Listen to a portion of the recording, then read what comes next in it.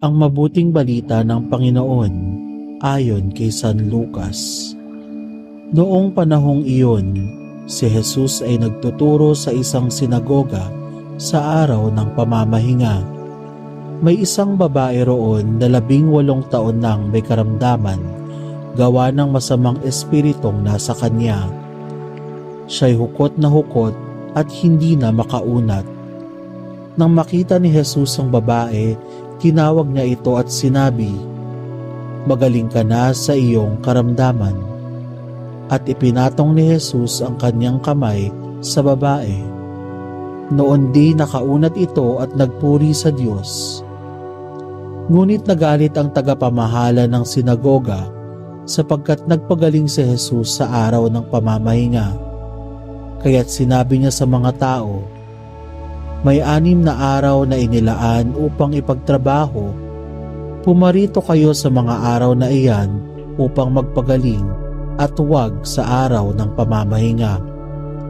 Sinagot siya ng Panginoon, "Mga mapagpaimbabaw, hindi ba't kinakalag ninyo sa sabsaban ang inyong baka o asno at dinadala sa painuman kahit araw ng pamamahinga?" Ang mabuting balita ng Panginoon. Pinupuri ka namin, Panginoong Hesukristo. At ipinatong ni Jesus ang kanyang mga kamay sa babae. Noon din nakaunat ito at nagpuri sa Diyos. Araw ng pagkilala sa Diyos sa espesyal na pamamaraan, ang araw ng pamamahinga. Iginagawad sa tao ang pahinga, hindi ang Diyos ang nagpapahinga sa kanyang pagkilos at pagmamahal sa sangkatauhan. Patuloy ito, hindi huminto. Sa pananaw pa nga ng mga tunay na nagpapahinga at nananalangin, mas umiigting pa ang kanilang pagkilala sa presensya ng Diyos at ng kanyang pag-ibig, lalo na sa mismong araw ng pahinga kung saan nagiging mas bukas ang puso ng tao para tanggapin ito sa kanilang buhay.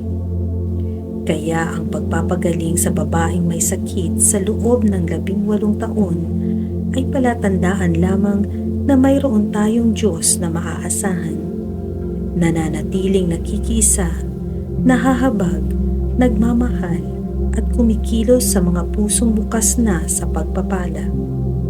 Hindi nararapat ikulong ang pag-ibig ng Diyos sa mga kautusan at mga tuntuning hindi naman naghahatid ng kaganapan ng pag-ibig na ito. May kakayahan ang taong tingnan mula sa mas malawak na pananaw ang mga bagay-bagay. May kakayahan ang taong pangibabawan ang literal na interpretasyon sa kautusan. Kakambal ito ng pagkilala sa kung ano talaga ang mahalaga, ang buhay ng tao at ang kaganapan nito. Di tayo dapat manatili sa bawal, kundi sa binubuksang posibilidad ng Espiritu upang makamit natin ang buhay at ang kalayaang payapungin ito.